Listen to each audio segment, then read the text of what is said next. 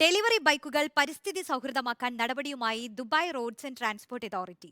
Electric ബൈക്കുകളിലേക്ക് delivery കമ്പനികളെ മാറാൻ പ്രേരിപ്പിക്കുന്ന വിവിധ പദ്ധതികളാണ് സംരംഭത്തിന്റെ ഭാഗമായി നടപ്പാക്കുക. ഈ ബൈക്കുകൾ ഉപയോഗിക്കുന്നതിലൂടെ കമ്പനികളുടെ പ്രവർത്തന ചെലവ് കുറയ്ക്കാനാകുമെന്ന് RTA പറയുന്നു.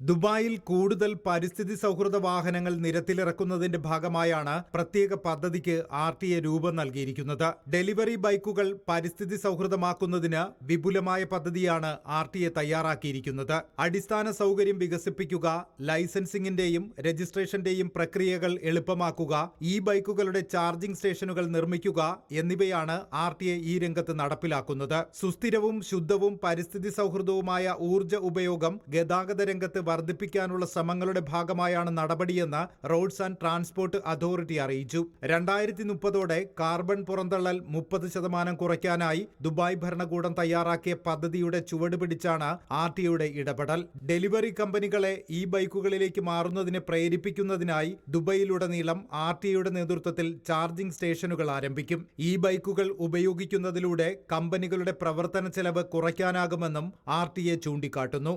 Reporter, Dubai.